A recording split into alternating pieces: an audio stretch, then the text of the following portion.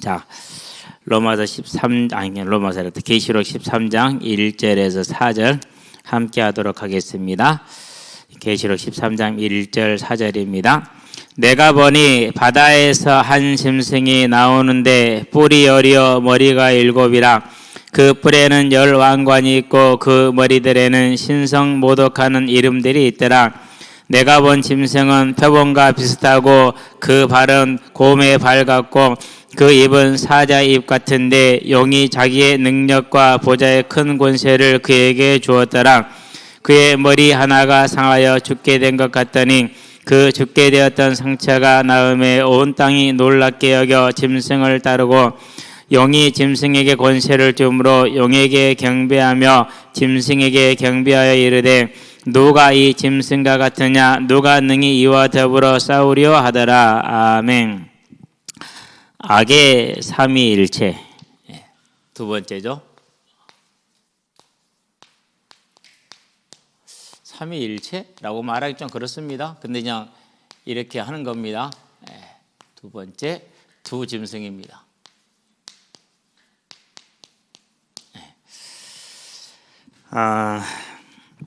12장에서는 이제 사단에 대해서 다뤘고 13장에서는 그 사단의 하수인들, 바다에서 나온 짐승, 땅에서 나온 이 짐승을 이제 보게 될 것입니다. 말세 이후로 이 땅에 있는 모든 교회를 대적하고 하나님을 대적하는 국가들, 권력자들을 바다에서 나온 짐승으로 보면 되고요. 예수님 오신 이후로 지금까지 일어나던 모든 거짓 선지자들을 땅에서 나온 짐승으로 보면 됩니다. 그러면 오늘날 우리가 살고 있는 이 시대에도 바다에서 나온 짐승은 있을 것이고 땅에서 나온 짐승 또한 있을 것이죠. 그래서 저와 여러분들 항상 깨어있게 되기를 바랍니다. 자, 들어가 보도록 하겠습니다. 1절입니다. 내가 보니 바다에서 한 짐승이 나오는데 뿔이 여려 머리가 7이라 그 뿔에는 10왕관이 있고 그 머리들에는 신성 모독하는 이름들이 있더라. 예수님의 모습하고 비슷하지요. 그렇죠. 비슷한데요. 자, 바다라는 단어가 나옵니다. 이 바다는 항상 어떻게 생각하면 되느냐면요. 타락의 근원.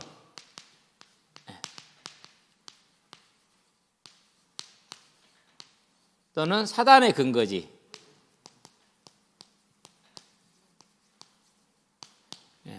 왜 그렇습니까? 온갖 오용과 온갖 악이 다 어디로 들어가죠? 다 바다로 들어가잖아요. 쌓이고 쌓이는 거죠. 그래서 심지어는 무슨 말까지 하느냐, 육신적으로요. 강에서 잡은 고기는 바다에서 잡은 고기보다 언제나 깨끗하다. 왜요? 강에서 흘러서 어디로 가서 쌓여요? 바다에 가서 쌓이거든요. 그게 수증기에 돼서 올라가는 것도 있겠지만 대부분이 바다에 머물잖아요. 그래서 바다에 있는 것은 검사를 해봐야 되지만 강에 있는 것은 어지간하면 괜찮다라고 말을 할 정도로. 그래서 바다는 뭘 상징하느냐? 타락의 근원 곧 사단의 근거지. 이렇게 보시면 됩니다. 자, 그래서 이제 이 바다는 그럼 사단의 근거지다. 현실적인 형태로는 이제 하나님을 대적하는 국가들입니다. 그럼 이런 국가들에는 반드시 뭐가 있습니까? 통치자들이 있죠. 지도자들. 그래서 국가와 지도자들을 분리할 수 있어요, 없어요? 분리하기 어려워요. 자, 대통령 하나 바뀌니까 나라의 위상이 확 떨어지잖아요. 지도자 하나 바뀌니까 국가의 위상이 그렇게 확 떨어지는 거예요. 그런 것처럼 특히 이제 왕정 시대는 뭐라고 그랬어요? 루이 14세가 짐이 곧 국가다. 아주 그냥 정신 나간 소리를 하는 거죠. 근데 그 시절엔 그게 통했어요. 그건 일반 백성들의 삶이 얼마나 힘들겠어요. 어쨌든 그래서 바다는 악의 근거지 사단의 근거지 현실적으로 나타나는 모양은 제국들, 국가들, 권력자들이다라고 보면 되는 것입니다. 자, 바다에서 한 짐승이 나왔다. 그럼 이 짐승은 이제 뭘 뜻하는 것입니까? 이 바다에서 나오는 이 국가와 지도자들을 나타내 주는 겁니다.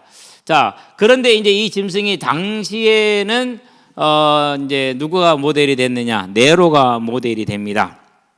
그러나 그 네로로 한정하지를 않습니다. 자, 일곱 교회로 한정합니까? 안 그러면 모든 시대의 모든 교회입니까? 그렇습니다. 그러면 짐승 또한 모든 시대의 모든 권력자들, 모든 국가들을 말합니다. 뿔이 열입니다. 뿔은 항상 뭘 상징한다고요? 권능을 상징하고 능력을 상징합니다. 근데 뿔이 열이면 그 능력이 얼마나 큽니까? 어마어마한 겁니다. 머리가 일곱입니다. 머리가 일곱은 지혜를 뜻합니다. 또 한편으로는 이제 현실적인 모양을 표현하면 어떻게 됩니까? 이제 제국이 있으면 뭐가 있습니까? 속국이 있죠. 예. 그래서 머리가 이제 일곱이라는 그 속국들을 말하는 것입니다. 지금도 이 형태는 어떻게 되어 있죠? 유지가 되어 있죠. 어떤 형태로요? 진영이라는 것으로. 러시아가 전쟁을 일으켰습니다. 미국을 주도로 해서 러시아에 제재를 들어갑니다. 그럼 미국을 주도로 함께 동참하는 뭐가 있어요? 국가들이 있죠. 러시아를 중심으로 또 대항하는 국가들이 있죠. 지금은 이제 조금 색깔이 옅어진 것 같지만 더 교묘해졌다고 봐야 돼요. 교묘해졌다고. 그러면 이제 우리가 러시아가 소련이 무너지기 전에는 분명히 뚜렷했잖아요. 그래서 언제나 이런 10개의 뿔과 7머리는 항상 존재해 오는 뭐예요? 국가와 그런 또 권력자들의 모습이라는 사실입니다. 이렇게 표현이 됐어요. 거기에 뭐가 지금 주어져 있습니까? 이제 뭘 썼습니까? 열멸류관을 썼다. 그 뿔에는 열왕관, 열멸류관. 멸류관을 왕관으로 바꿔주세요. 왜 이런 지금 차이가 나느냐 하면요. 제가 쓰는 주석은 개정 이전 거예요. 자, 그러면 제가 이제 책을 이렇게 본문을 쓸 때는 책을 보고 성경책을 보고 이제 타이핑을 하고 이제 하나하나 해석을 들어갈 때는 주석을 보고 하죠. 그러니까 이게 이렇게 안 바뀌는 데가 있어요. 몇 번을 확인을 했는데도 멸류관 왕관이 그대로 있네요. 지금 안 바뀌어 왕관으로 바뀌지 않고. 자, 열왕관. 하나님의 교회를 핍박하는 세력들이 세상에 뭘 가지고 있다고 그러세요? 얘들이 이제 왕관은 통치권이죠.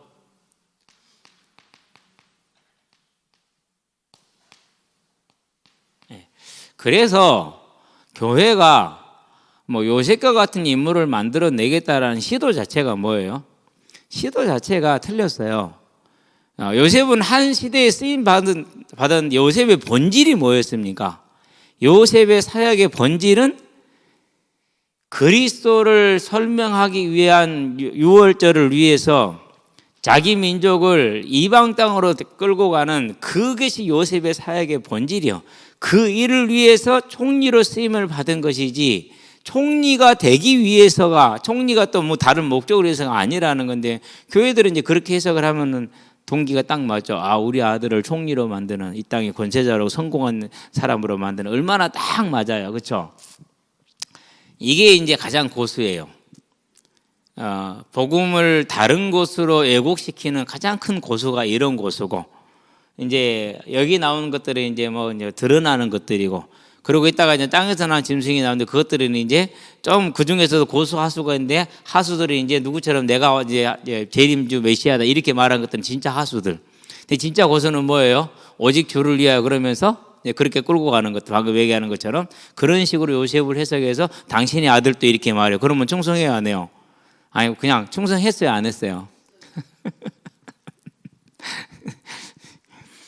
저도 그 이론 중에 한 사람입니다만 별로 할 말은 없습니다.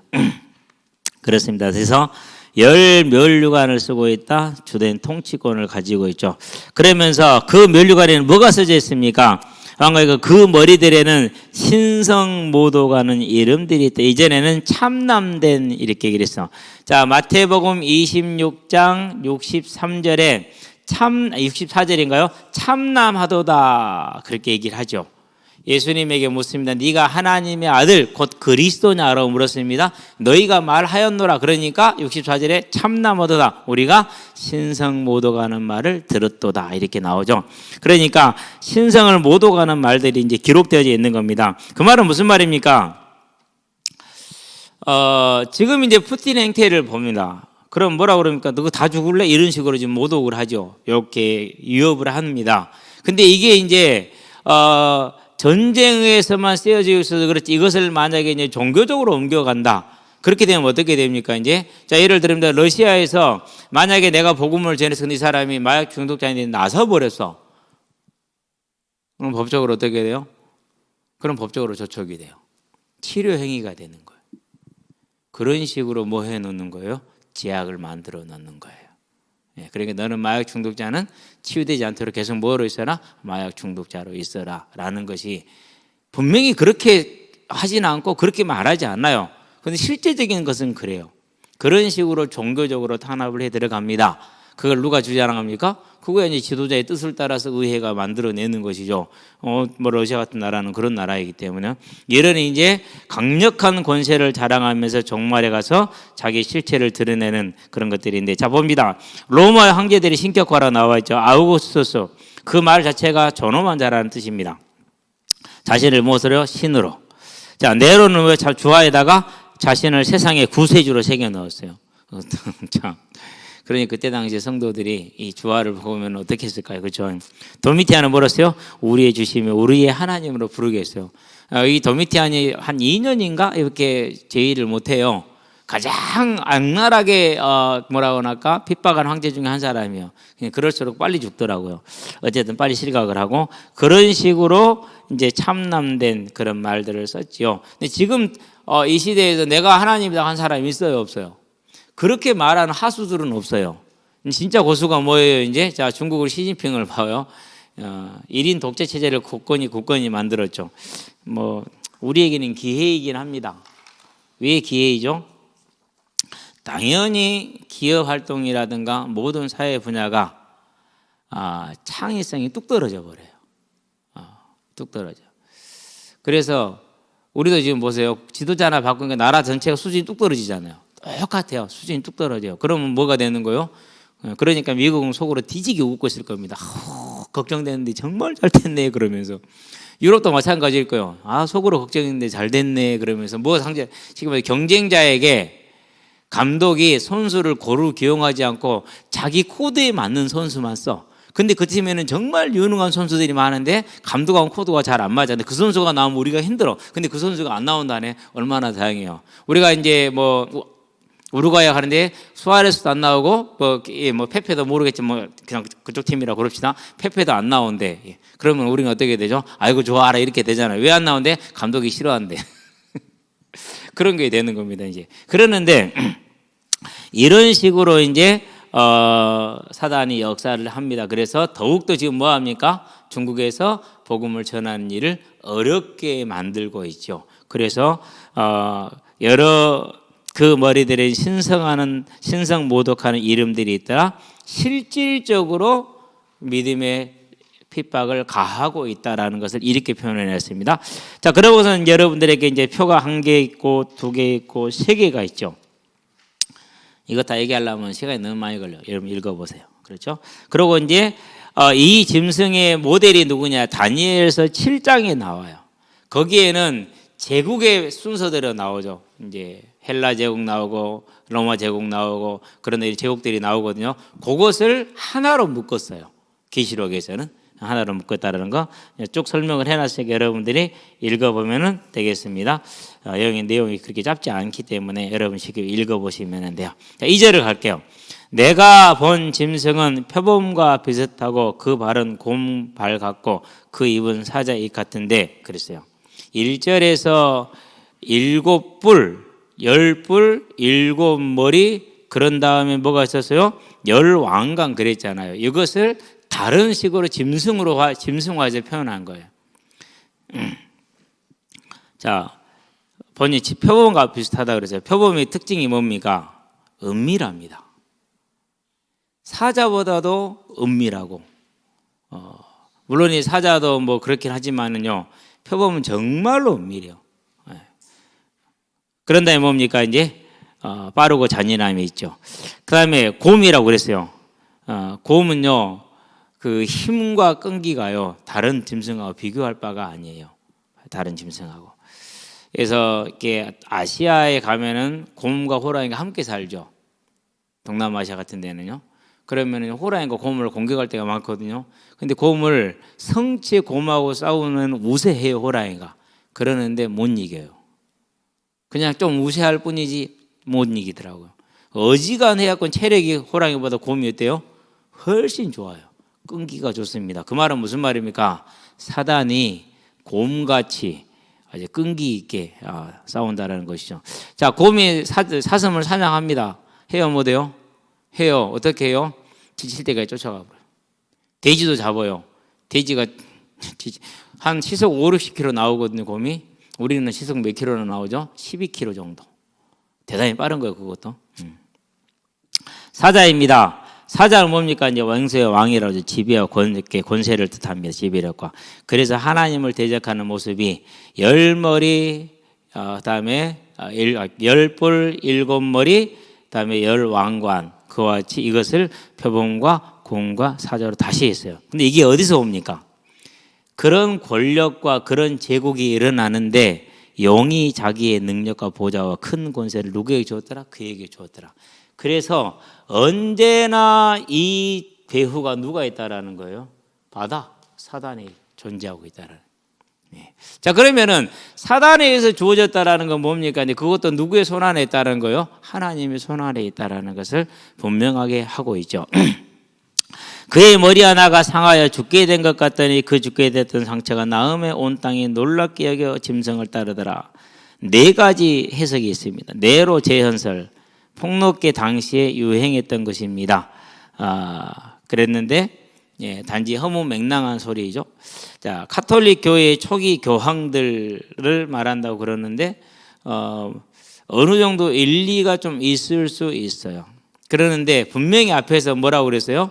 국가들, 권력자들 그랬잖아요. 그렇죠. 물론 카톨릭도 국가입니다.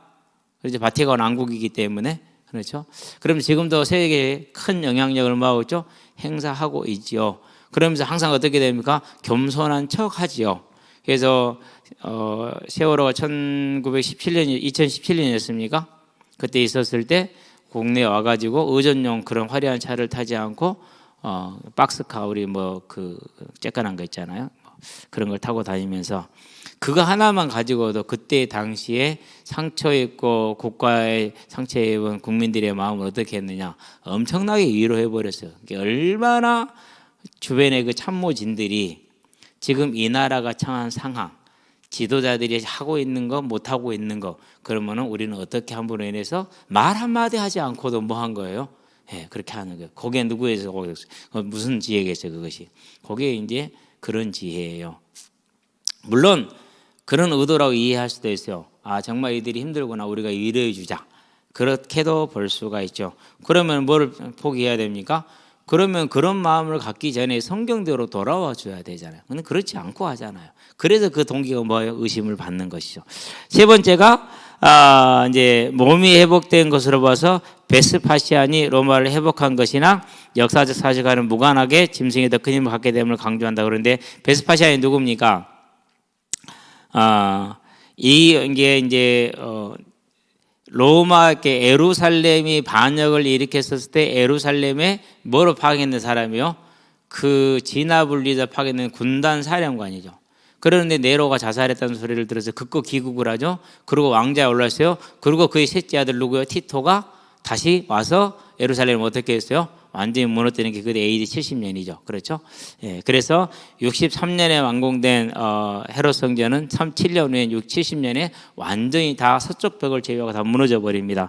그래서 티토의 아버지가 베스파시안입니다. 그 황제를 얘기하는데 그것도 한시적이잖아요. 그래서 네 번째가 가장 이제 일반적인 지지를 받습니다. 어떤 개인이나 나라가 아니라 역사상 계속 나타나는 적그리스도적인 정부나 통치자들이다라고 봅니다. 여기서는 이제 주석에서는 어떻게 얘기를 했냐면요, 핍박이 완화됐다가 죽음을 어떻게 표현하냐면요, 핍박으로 봤어요. 핍박이 완화되기도 하는 시대가 있잖아요. 그렇죠? 지금 같은 시대는 많이 완화되어 있다고 볼 수 있어요. 그러다가 다시 강화됐다 이렇게 보는데, 그러면 이상하게 여길 것이 없다? 자, 그런데도 이상하게 여긴다는 뭐냐면 강화된 그 핍박에 뭐 하는 거, 사람들이 동조하는 것을 말합니다. 놀랍게 여긴다라는 것은 동조하는 것. 자, 이게 이제 우리가 해석을 해볼 수 있는 한 가지고, 개인적인 해석은 이렇습니다. 분명히 이러한 국가나 지도자들 중에서 신화가 될 만한 얘기를 만들어낼 것이다 라는 거예요. 신화가 될 만한 이야기를. 시진핑 같은 경우도 그렇습니다. 아버지가 권력에서 추방당했어요. 그래서 토굴에서 살았을 정도예요. 중국 사회에서 권력에서 밀려나면 그 정도로 처참해지거든요.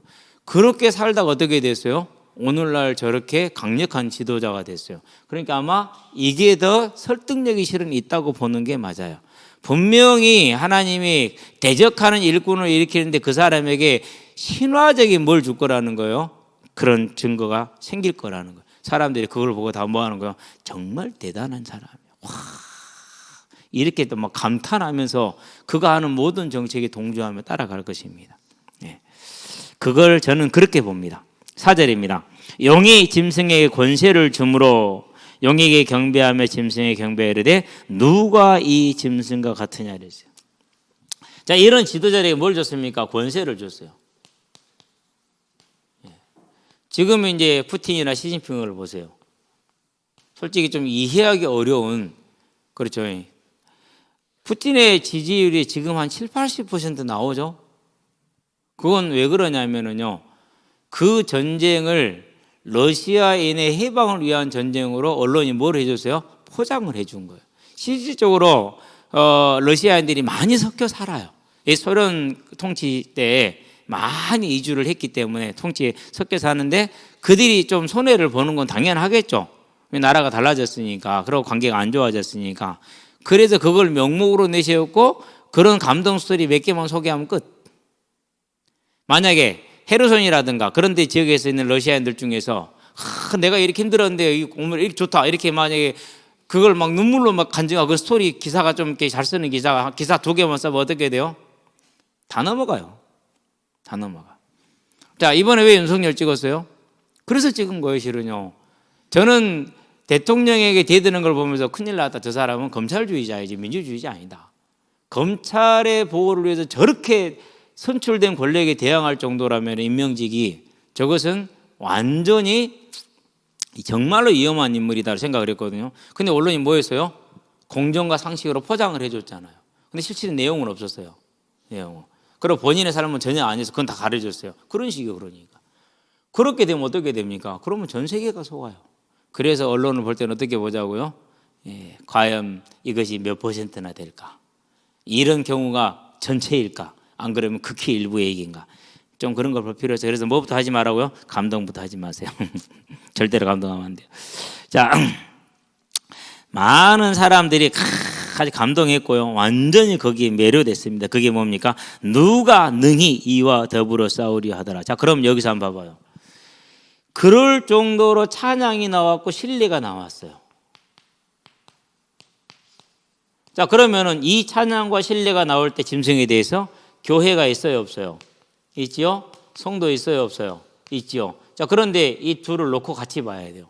교회와 성도가 있음에도 이게 나왔어요. 그 말은 무슨 말입니까? 여기가 뭐 하다는 소리예요? 약하다는 소리예요.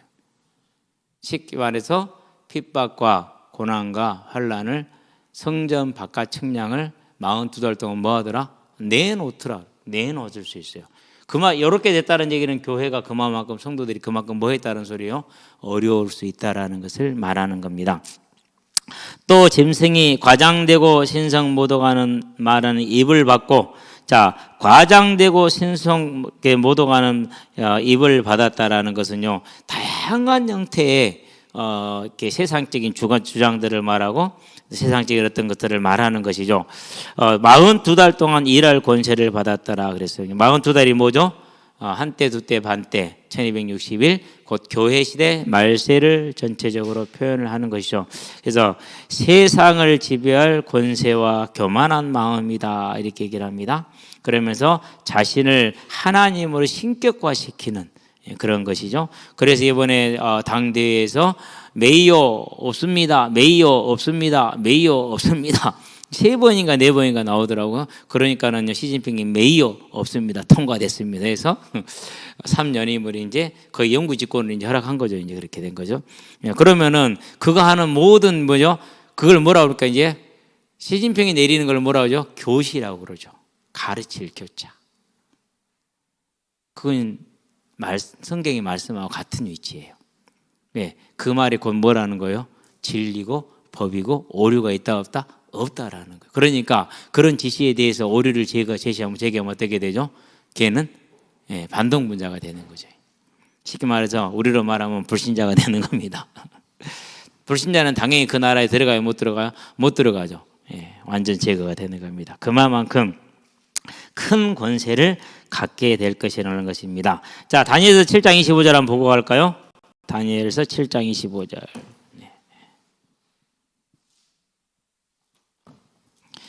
또 비슷한 얘기겠습니다. 그렇게 얘기를 합니다. 진짜 25절에 보니까 그가 장차 지극히 높으신 이를 말로 대적하며 또 지극히 높으신 이의 성도를 괴롭게 할 것이며 그가 또 때와 법을 고치고자 할 것이며 성도들은 그의 손에 붙임받아 한 때와 두 때와 반 때를 지내리라. 이미 다니엘 시대부터 뭐가 되어 있는 거죠? 오늘날 말씀에 대한 얘기를 다 하고 있는 것이죠. 그렇죠? 자, 그런 다음에 이제 6절을 넘어가도록 하겠습니다. 짐승이 입을 벌려 하나님을 향하여 비방하되, 그렇게 얘기를 했어요. 그의 이름과 그의 장막 곧 하늘에 사는 자들을 비방하더라 그랬어요. 하나님을 향하여 비방하는데 그 이름, 그의 장막 곧 하늘에 사는 자들을 비방하더라, 이렇게 얘기합니다. 자, 누구를 비방하는, 그러니까 하나님을 비방하는데 하나님의 사람이 누굽니까? 그게 교회입니다. 그리고 성도들입니다. 앞으로는요, 그럴듯한 포장을 해서 교회가 또 성도들이 많은 욕을 먹게 될 것입니다. 근데 이런 것을 또 이제 좀 안타까운 게요. 자, 지난번 이제 대구 신천지 사건 터졌었을 때 그들이 무슨 말로 그들의 단속을 했을까? 내부 단속을 했을까요? 여기 있잖아요. 영어 써먹는 겁니다. 하여간에 참. 국가도 그렇고 다들 그랬잖아요. 그러면서 전부 다 교회까지 몰아버린 거예요. 다 이 마귀에 속한 이제 그런 세력으로 말아서 더욱더 뭐 한 거예요? 곤고화시키죠. 곤고화. 강하게 만듭니다. 그래서 우리가 10장에서 두 증인의 증거를 보았었죠. 그렇죠? 그리고 이제 심판이 오는데 두 증인의 증거로 사람들이 돌아와서 심판으로 매를 맞고 돌아왔어요. 두 증인의 증거로 돌아와요. 그렇기 때문에 저와 여러분들은 우리가 하는 전도의 사역이 얼마나 중대한 사역인지를 저와 여러분은 보게 되길 바랍니다. 어쨌든 간에 짐승이 입을 벌려 하나님을 향하여 비방하되 그의 이름과 그의 장막 곧 하늘에 사는 자들을 비방하더라. 그러면서 이제 모든 여호와 증인들도 이거 씁니다. 왜 그러냐? 마태복음 24장에 보면 1절로 14절까지 뭐가 나옵니까? 그때 이러한 환난과 그리고 너희들을 욕하게 될 것인데 끝까지 견디는 자는 구원을 얻으리요. 13절이죠. 그렇죠? 이 천국, 그러면서 얘기를 하잖아요. 14절까지. 그것을 자기들이라고 표현을 해요. 우리가 이렇게 욕먹고 있지 않냐? 세상이 이렇게 욕하지 않냐? 그러면 교회도 욕하는 세상이잖아요. 이단이라고. 그러니까 저것들은 구원 못 받은 거죠. 그렇죠? 그러니까 뭐라고요? 전도해야 된다고. 그래서 교회 다니는 것들이 주로 전도 대상이 되는 거예요. 신천지도 마찬가지예요. 우리를 욕하지 않냐? 지금 구원 못 받아서 그런다. 그러니까 저것들 전도해야 된다. 그래서 교회 안에 들어가는 거예요.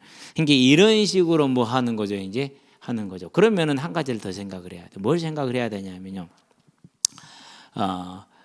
내가 이것을 판단할 수 있어요, 없어요? 이것은 하나님께 속한 것이지 사람에게 속한 게 아니란 말이에요. 근데 그걸 뭐로 한 거예요? 이제 사람에 속한 걸로 바꿔놓은 거죠. 그래서 자기들이 판단 다 하잖아요. 그래서 모든 교회를 다 판단하죠. 그 오류를 알아야 몰라요? 모른다라는 거예요. 그래서 대부분의 뭐라고 하나 똘똘 뭉쳐져 자기들만 모여 있는 사람들, 자기들의 언어, 자기들의 교리, 자기들의 어떤 못, 이거 가지고 있는 사람들은 다 이런 것을 뭐로 쓰는 거예요? 자기들의 근거로 쓰면서 무슨 오류를 범하는 거야? 로마서 2장 1절의 오류를 범하는 겁니다. 2장 1절이 뭡니까? 자, 불신자들의 불경건과 불의를 지적하는 너희가 똑같은 일을 행하고 있지 않느냐. 판단, 정죄, 이걸 말하는 겁니다. 그래서 저와 여러분들은 뭘 보느냐 하면요, 우리의 삶에서 분별은 하되 그 분별이 우리의 마음에 미움을 일으키거나 안 그러면 그 분별이 우리에게 뭘요? 자긍심을 주거나 라는 그런, 여기서 말하는 자긍심은 집단 자긍심을 말하는, 우리 교단 자긍심, 우리 교회 자긍심, 그런 걸 줄 때는 이미 그건 뭐 했다라는 거예요? 로마서 2장 1절에 마태복음 7장에 그 죄를 이미 범한 겁니다. 저와 여러분들 그래서요 언제나 깨어서 볼 수 있게 되길 바랍니다. 7절입니다. 또 권세를 받아 성도들과 싸워 이기게 되고 각 족속과 백성과 방언과 나라를 다스리는 권세를 받으니, 자, 성도들과 싸워서 이겼다 그랬어요. 어떤 이김을 말하는 겁니까? 핍박을 말하는 겁니다. 아니, 국가 권력이 핍박을 하는데 어떡합니까? 당해야지. 그렇지, 이걸 말하는 거예요. 초대교도 어떻게 됐습니까? 예, 아무런 저항도 하지를 않았어요. 못한 게 아니라 안 했습니다. 예. 그래서 교회를 핍박하는 것은 정말로 쉬워요. 왜요? 교회를 뭐기 때문에요? 그래서 로마서 어제 우리가 봤죠. 우리가 뭐처럼요? 어린 양처럼 죽임당할 도살당한 어린 양같이, 예, 그렇게 취급을 받았다고 그러잖아요. 그럼 도살당한 어린 양이 막 싸워요? 안 싸우잖아요. 그렇죠. 그냥 도살당하잖아요. 알고 당하는 거예요. 그게 교회예요. 그러니까 뭐예요? 그래서 이겼다라고 표현을 한 거예요. 이긴 것이 아니에요. 핍박을 이렇게 표현한 겁니다. 그래서 여러분과 저는 그것을 그렇게 읽어보면 됩니다. 권세를 받아 성도들을 핍박하고 각 족속과 백성과 방과 나라를 다스리는 권세를, 그러니까 이 사단의 권세가 각 족속과 백성과 방과 전 세계적이라는 겁니다.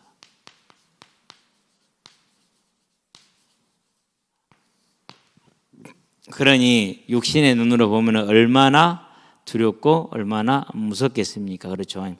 예, 그래서 저와 여러분들은요 그런 일을 당할 때 두려워하지 마시게 되길 바랍니다. 그러나 결국은 어떻게 됩니까? 폐병하게 되어 있고, 계시록 20장에 가보면은 차례로 전부 다 지옥으로 가게 되어 있습니다.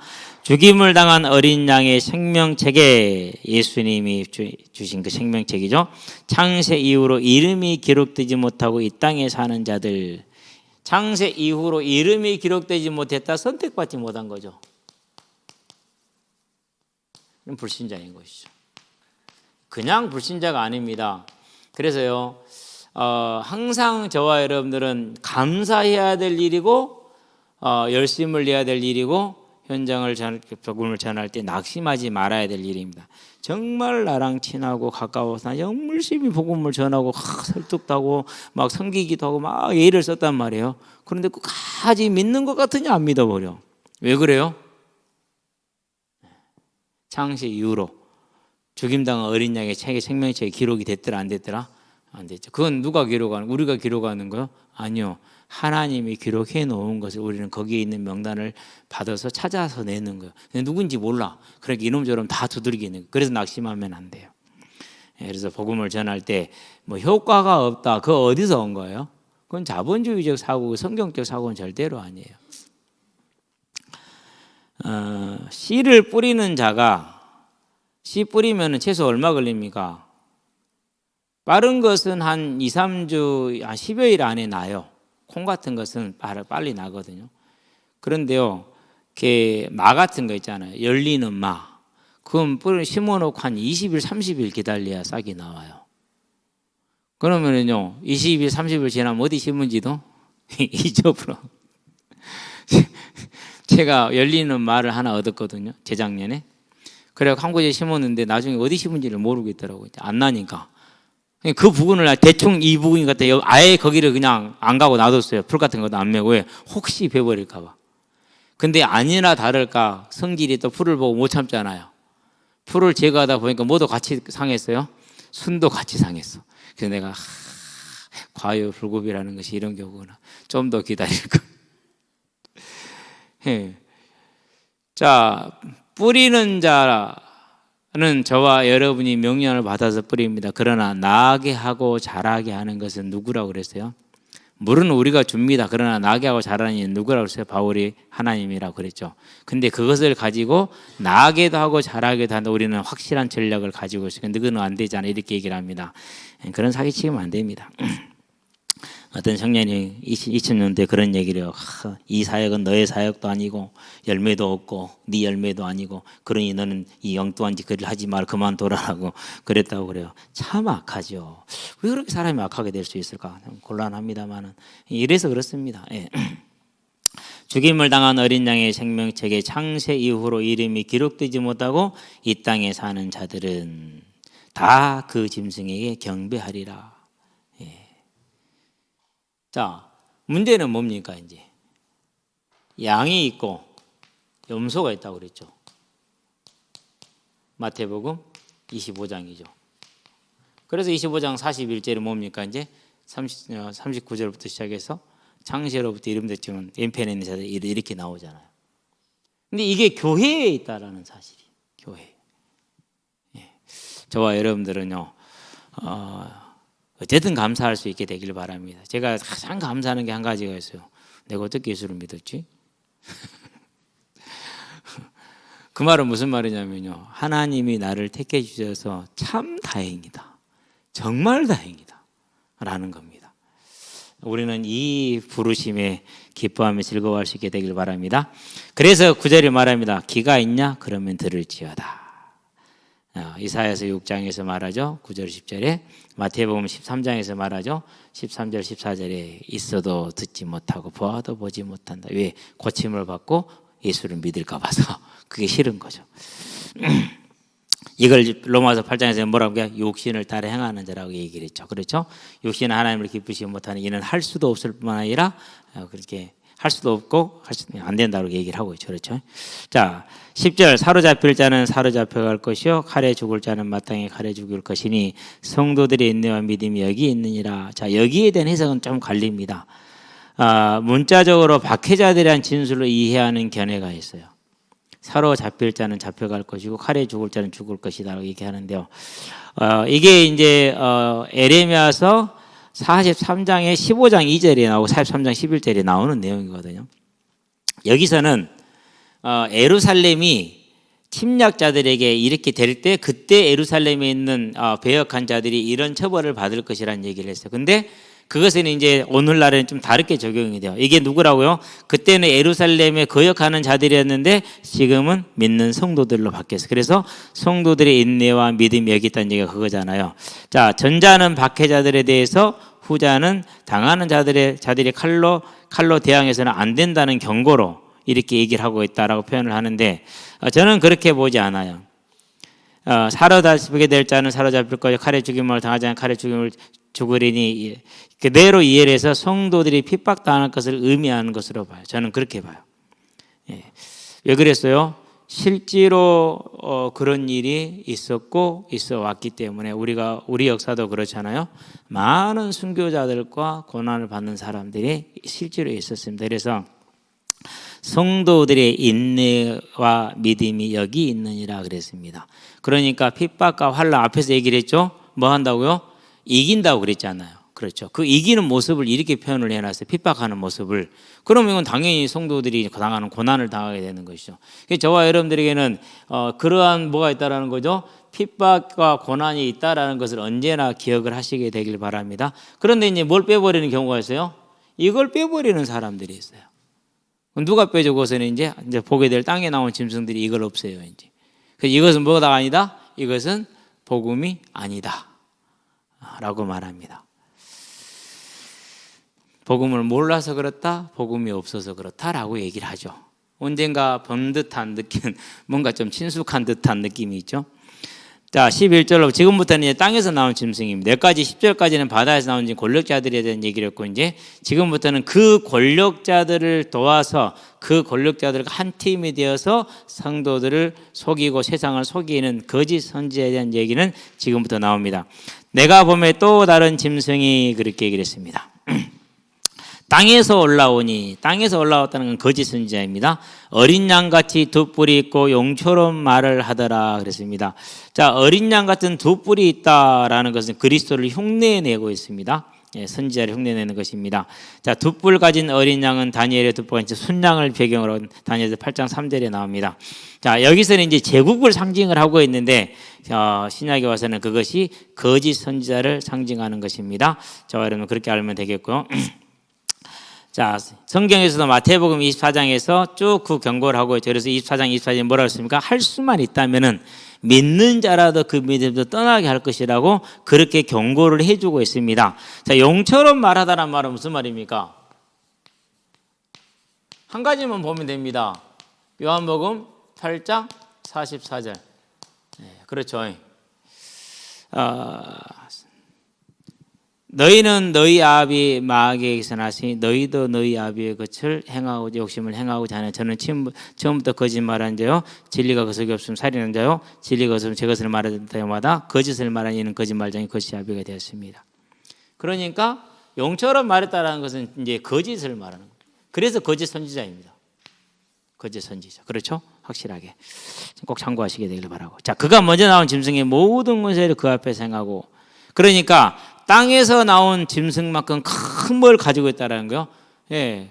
앞에서 짐승이 보세요. 10개의 뿔, 7머리, 10왕관. 그렇죠. 그런 권세가 이 얘기도 있다라는 거예요. 그러니까 항상 일어나는 거짓 선지자들은 대단한 뭘 가지고 있어요. 영향력을 가지고 있어요. 어마어마한 영향이. 그래서 그가 하는 모든 것은 어떤 것이든지 옳아요. 어떤 것이든지 다 통과가 돼요.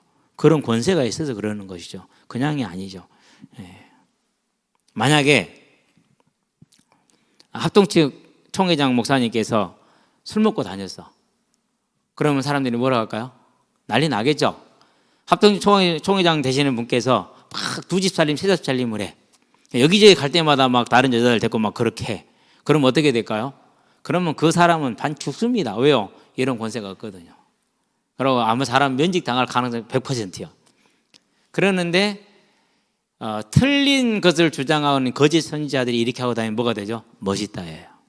실제로 지금 그러잖아요. 예. 신땡땡 단체 같은 게 돌잖아요. 자기를 뭐라 그러세요?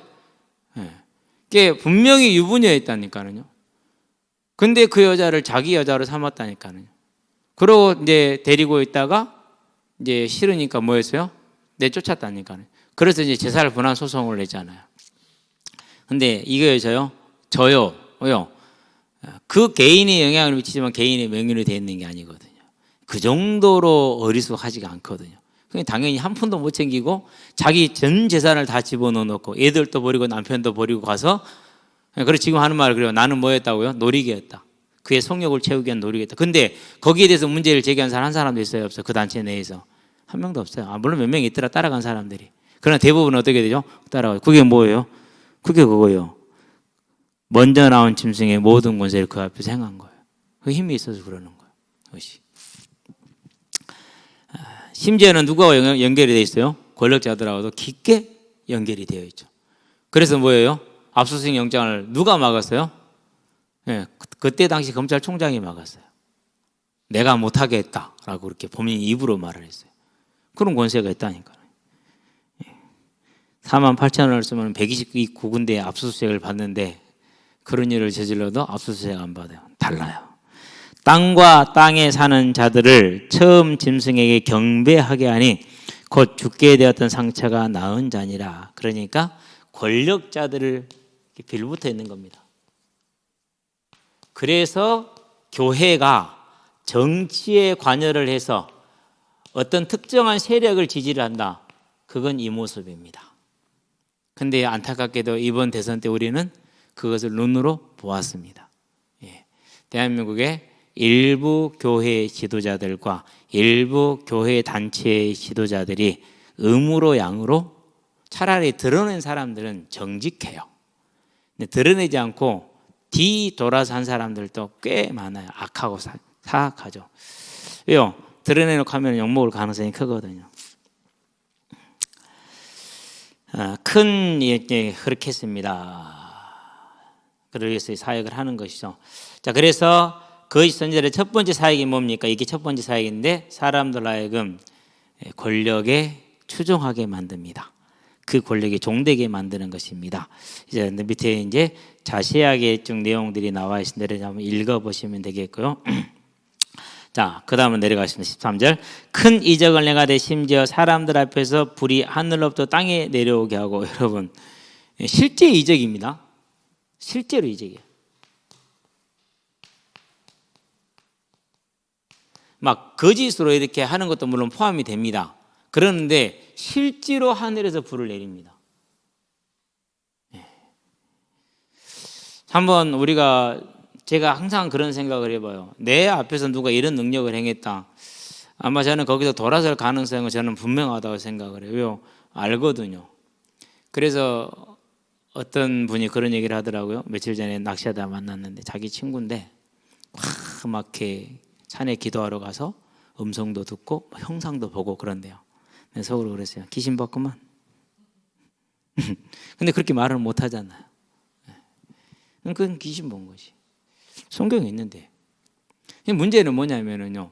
여기 있는 걸 안 믿으면 다른 걸 찾아야 돼. 아니, 있는 배우자가 마음에 안 들어. 그럼 뭐 해요?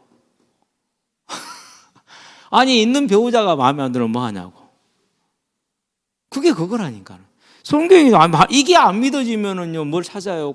이게 믿어지면요, 그럴 이유가 없어요. 저는 가끔가다 농담 삼아서 그래. 지금도 죄송하지만 저는 한 번도 금식을 안 해봐갖고 잘 모르겠습니다. 왜요? 할 이유가 없었어요. 믿으면 되죠. 근데 그럴 이유가 없으니, 그렇죠? 물론 그게 틀렸다라는 게 그분을 비하하고 싶은 마음은 없어요. 그건 뭘 얘기를 해주고 싶은 거냐면요. 아니, 왜 있는 말씀이 안 믿어져서 그래야 됩니까? 그걸 한번 고민해 보셔야 되지 않겠습니까? 그거 얘기해요, 그러니까. 061인데 여기서 올까? 그렇죠. 예. 어쨌든 저와 여러분들은 그래서요, 하늘로부터 불이 내려올 정도라는 거, 대단한 능력을 행할 것입니다. 앞으로는 지금 있는 것들은 뭣도 아니에요. 잽도 안 되는 일이 일어날 겁니다. 앞으로 이제 짐승 앞에서 받은 바 이적을 행함으로 땅에 거하는 자들을 미혹하며 땅에 거하는 자들에게 이르기를 칼에 상하였다 살아난 짐승을 위하여 무엇을 만들라? 우상을 만들라. 뭘 가지고 있다는 거요? 세상적인 권력도 함께 가졌어요. 이제 교회의 지도자가 내지는 어떤 종교 지도자가 뭐까지 같이 갖는 겁니까? 세속적인 권력을 함께 갖습니다. 어떤 형태가 될지는 모르겠어요. 그러나 함께 가졌어요. 만들라 하더라. 그래서 그러면 안 만들면 뭐 하겠다는 얘기요? 죽이겠다는 소리 아닙니까? 그렇죠? 예. 땅에 거하는 자들은 누군지 알겠죠? 하나님의 그 선택받지 못한 자들. 15절. 그가 권세를 받아 그 짐승의 우상에게 생기를 주어 그 짐승의 우상으로 말하게 하고 또 짐승의 우상에게 경배하지 않는 자는 몇이든지 다 죽이게 하더라. 자, 짐승의 우상에게 말하게 했다. 그러니까 하늘에서 내리는 이 불의 능력을 무엇에까지 준 겁니까? 이제 우상에게까지 임하게 한 것이죠. 그래서 이제 뭐 하는 거예요? 우상이 실제로 말도 하고 역사도 행하고. 이제 이렇게 되면은 눈에 보이는 우상이 그렇게 하기 때문에 이거는 이제 분명한 뭐가 되어버리냐? 확신이 되어버립니다. 불신자들에게는. 많은 사람들이 믿는 자들도 미혹될 겁니다. 심지어는 제가 할렐루야 기도원을 좀 그렇게 고시원에 있을 때 그런 얘기까지 했어요. 이런 능력도 없는 게 목회자냐? 그게 그 사람들의 일반 아주 광범위한, 거기에 열심히 있고 충성 있는 사역자들이 아주 광범위한 신뢰였어요. 그래서 우리 김기아 원장은 정말로 하나님의 그만이 진짜 하나님의 일꾼이다. 나머지 목회자들은 전부 다 뭐다?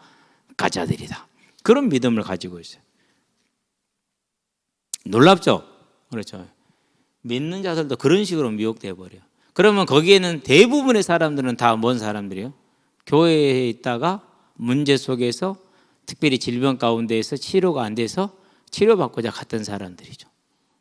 우리 나사모님도 아실 거예요. 네. 목사님을 따라서 열심히 가봤으니까. 네. 저는 한 달에 한 번씩 가야 돼요. 싸게 고시원에 있는 대가로 한 달에 한 번씩 가서 예배를 드려야 됐단 말이에요.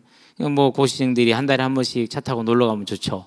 하루 정도는 쉬어줄 수 있으니까 가서 고기도 먹고 칼국수도 먹고 놀면서 그것도 내가 내 하나님께 기도하고 뭐 그건 내가 할 수 있는 것이니까 별로 상관없으니까 뭐 마음 자체가 없으니까 단지 싸서 있었을 뿐이니까. 그러는데 그게 큰 도움이 돼서 무슨 도움이 됐느냐? 저렇게 사람을 속이는구나. 사람들이 이렇게 속는구나. 그래갖고 나중에는 이제 거기 있는 사역자들 하나하나를 붙들고 조용히 내가 작업을 했어요. 말씀으로만. 그럼 어떻게 됩니까? 이제 완전 다르단 말이죠. 그래서 이제 쫓겨내죠. 나가라. 대놓고 나가라고는 못합니다.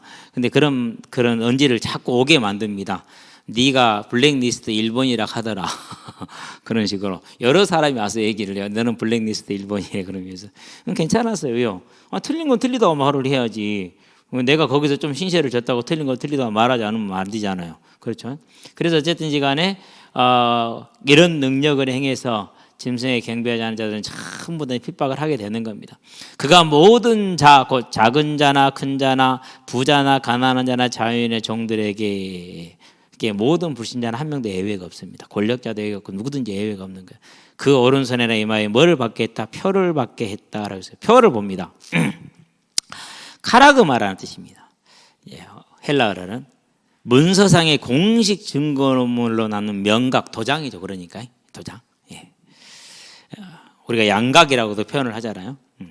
뱀에 물린 상처, 황제의 날인 또는 주인의 소유권을 나타내기 위해서 짐승이나 노예에게 찍는 낙인 등을 나타내는 게 표, 카라그마입니다. 그런데 계시록에서 이 표는 하나님의 인과 대조적인 걸로 쓰였습니다. 자, 저와 여러분들 이마에 하나님이 있어요, 없어요? 나도 그걸 아무리 찾아봐도 주름은 있는데 하나님의 이는 안 보이네. 그러면 이 말은 무슨 말이죠? 찍는다는 소리 안 그러면은 그런 것이 아니라는 거예요. 상징적이라는 것입니다. 하나님의 인이 상징적이듯이 이 표도 상징적인 것입니다. 그래서 표에 딱 나와 있죠. 하나님께 속했냐 짐승에게 속했냐라는 것입니다. 자, 그대로 몸에 인을 찍어 증명한 표라기보다는 짐승의 소유권을 나타낸 상징적인 표현이다라고 말하는 것입니다. 자, 그 마음이겠죠. 그러니까 믿지 않는 완악한 마음이겠죠. 오른손은 능력을 뜻합니다. 힘을 뜻합니다. 전력 질주하게 한다는 겁니다. 이마는 마음을 표시합니다. 자기를 드러내는 거잖아요. 마음을 드러내. 전심전력한다는 것입니다. 오른손이나 이마는 전심전력을 하는 것이죠. 자, 오른손 이마의 표를 지금 그 사람들을 그 짐승에게 전심전력으로 충성하게 하는 겁니다. 우리는 안 그럴 때가 있잖아요. 오늘 너무 힘들어. 쉬자. 그럴 때 있다니까. 우리도 왜 쉬어요, 안 쉬어요? 오늘 좀 바쁘다, 쉬자. 할 때 많잖아요. 근데 이 사람은 그런 게 있어요, 없어요? 없어. 우리보다 훨씬 열심히 해요. 누구든지 이 표를 가진 자 외에는 매매를 못하게 한다. 경제적인 곤란을 당하게 합니다. 실제로 서문학교에 핍박과 환난과 가난을 함께 얘기를 했죠. 그런 다음에 빌라델피아 교회 적은 능력 다 비슷합니다. 그러니까 매매를 못하게 하니 이 표는 곧 짐승의 이름이나 그 수라 그렇게 얘기를 했습니다. 자, 짐승의 이름 곧 그 수. 그래서 이때 당시에는 사람의 이름을 수로도 표현했어요. 자, 예를 한번 들어보면 캐리그 말하는 건데요. 우리가 기억, 니은, 디귿, 리을, 이것을 숫자를 매깁니다. 그래가지고 그것을 수로 표시를 하는데, 자, 어디를 보면 되느냐면요. 참고 게마트리아라고 나왔죠. 그렇죠? 게마트리아 나와 있는데, 쭉 설명해서 읽어보는데 지금 이것은 히브리어 게마트리아를 제가 옮겨놨습니다. 여러분에게 표로 되어 있죠. 저는 이렇게 일자로 쭈르륵 나일이 되어 있어요. 근데 이렇게 되는 게 시인성이 이게 더 좋은 건지 표가 더 시인성이 좋은지, 여러분 표에 이렇게 숫자 하나씩 있잖아요. 1, 2, 3, 4, 5, 6, 7, 8, 9, 10 있잖아요. 그게 확 눈에 들어와요? 안 그러면 잘 안 들어와요? 잘 들어와요? 나중에 한번 이거 한번 보세요. 이게 더 좋은지 그게 더 좋은지. 아침 내내 지금 이걸 가지고 고민하면서 이렇게도 만들어보고 저렇게도 고민해보고 그랬거든요. 그래서 네로를 히브리어 음역을 하면 네론 카이살입니다. 카이살이니까 카이살. 그래서 여러분 50, 206, 50, 160, 200 이걸 한번 더해 보세요. 그러면은 666이 나와요. 실제로 그렇게 이름이 나옵니다. 그래서 이제 그런 낙서에 따르면 나는 이름이 545인 여자를 좋아한다. 벽에다가 낙서되어 있는 이름이 545. 그러면 이제 숫자가 있어 이제 뭐가 있겠죠. 그들만이 아는 그런 것이 있겠죠. 이제 그래서 그렇다라는 것을 저와 여러분들이 이해되면 이해하면 되겠습니다. 그래서 그 666이라는 것은 이름을 뜻합니다. 수를 뜻하는 이름을 말하는 것이기 때문에 뭐요? 아까 말했던 그런 권력가들입니다. 그래서 666은 뭐라고요? 666은 아까 바다에서 나온 짐승을 뜻하는 거예요. 그런데 이번에 이제 코로나가 터졌어요. 뭐가 나왔어요? 그 백신에는 뭐가 있다고요? 미국에서 실제로 광범위하게 얘기가 됐고 믿어졌던 거예요. 전 세계 교회에서. 그 백신에 뭐가 있다고요? 뭐 있다고 그랬어요. 칩 같은 것이. 그래가지고 그 백신을 맞으면 된다 안 된다? 조정받으니까 안 된다고 했어요. 어디서 나왔을까요? 여기서 나왔어요. 요거를 오해한 거예요. 요 해석을 오해해가지고. 그래서 지금도 그렇게 얘기하죠. 앞으로는 몸에다 뭘 받게 될 것이다? 칩을 받게 될. 그거 박으면 된다 안 된다? 안 된다고. 지금 실제로 받고 있어요. 이미 걔들은 시행을 했어요. 뭐요? 인식표.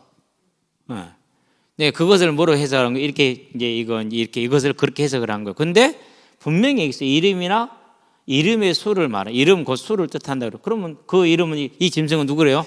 바다에서 나온 짐승을 지금 이루고 있잖아요. 그 짐승이 경배하게 만든 거니까 땅에서 나온 짐승들이. 거짓 선지자가 권력자들에게 뭐하게 하는데요? 사람들을 속여서 숭배하게 만듭니다. 그렇게 하는데 그 권력자들을 어떻게 표현했다고? 이렇게 표현을 했어요. 그래서 그때 당시에 누구를 모델로요? 네로를 모델로 이렇게 표현해서 앞으로 일어날 모든 대적자들에게 거짓 선지자들이 숭배하게 할 것이라는 것을 저렇게 표현해 놓은 겁니다. 저와 여러분들은 아시게 되기를 바랍니다. 여러분 책에는 페이퍼에는 이걸 설명이 제가 다르게 좀 나와 있으니까 보시면 되겠고요. 넘어갑니다. 마지막 절입니다. 지혜가 여기 있으니 총명한 자는 그 짐승의 수를 세어보라. 그것은 사람의 수, 우리가 1, 2, 3, 4, 5, 6, 7, 8 할 때 그 수를 말합니다. 그의 수는 666인이라. 네론 카이사르 그것이 666이 나왔다라는 것을 기억하면 되겠습니다. 자, 두 가지 해석이 있다고 그랬어요. 그런데 게마트리 시작도 있고 내지는 이제 완전수 7에서 일씩 모자라는 6을 3번 겹쳐 넣음으로 완전히 모자란 그러나 권세가 큰 사단을 특징하는 것이다. 이것도 일리가 없지 않아 있긴 해요. 그런데 그때 성경이 기록될 당시에 일반적인 그런 풍습 중에 하나가 게마트리였다는 걸 봤을 때 아마 게마트리아를 보는 것이 좀 더 낫지 않을까. 물론 둘은 의미는 같아요. 어떤 해석을 하든지 의미는 같습니다. 자, 그래서 나머지 이제 계시록의 적그리스도를 정리하는 것도 있고 숫자에 대한 정리도 있고 그런 다음에 계시록의 동물들이 의미하는 상징도 같이 나와 있습니다. 이것은 여러분들이 참고를 해주시면 되겠고요. 이렇게 해서 바다에서 나온 짐승 곧 권세자들 그리고 수로 표현된 666으로 표현된 네로를 중심으로 한 대표로 한 그런 권세자들과 그리고 그들에게 빌붙어서 교회를 속이고 사람들을 속이는 그런 거짓 선지자들의 얘기가 나왔습니다. 여기까지 하고 이제 14장에서는 마지막 막간장이라고 그랬습니다. 여기서는 이제 천국의 두 가지 추수가 나옵니다. 다음 주에는 그걸 한 다음에 15, 16장은 일곱 번째 대접, 일곱 대접에 대한 심판이 나오고 그것이 끝나고 나면 17장부터 19장까지는 세상에 대한 심판이 나오고 20장까지는 그리고 21장, 20장 천국에 대한 것이 나옵니다. 그렇게 그림을 그리고 있으면 되겠습니다. 기도합시다. 살아계신 아버지 하나님, 말세의 이 말 사단과 그의 하수인들인 국가들과 하나님을 대적하는 국가들과 권력자들과 그들의 빌붙어서 세상을 속이게 될 거짓 선지자들에서 알게 하신 것을 감사를 드립니다. 하나님, 이제 우리는 말씀에 기록된 것을 믿게 하시며 연약하고 부족하고 또 우리 육신의 고난과 환난 가운데 있다 할지라도 오직 하나님이 지켜주시는 그 믿음을 따라서 우리의 믿음을 지켜 이 땅에서 우리가 될 본분을 다하게 하시되 전도자의 사명을 감당케 하시며 예배자의 사명을 감당케 하시며 섬기는 자의 사명을 감당할 수 있도록 주님 역사하시고 인도해 주셔서 주의 나라에 이르렀을 때 주님을 다시 배울 때 자리에다 착하고 충성된 종이라는 오늘이 되며 우리의 삶이 될 수 있도록 은혜를 더해 주시기를 그리스도신 예수의 이름으로 기도합니다. 아멘. 이제는 우리 주 예수 그리스도의 십자가 대속의 은혜와 죄인을 위해 독생자를 아끼지 않고 내어주신 하나님 아버지의 무한하신 사랑과 지금도 죄인을 생명과 의와 영화의 길로 보증하시며 인도하시는 성령의 내주교통 역사하심이 말세를 당하여 거짓 것들의 모든 정체를 알고 이제 믿음에 든든히 서서 하나님의 나라에도 더욱더 헌신하며 충성하고 주의 나라를 온전히 세워가며 든든히 세워가며 이 복음을 땅끝까지 증거하여 충성된 종의 사명을 감당하게 될 우리 모든 대학 청년들과 함께하는 모든 이들의 심령 위에 지금으로부터 영원토록 함께 계실지어다. 아멘.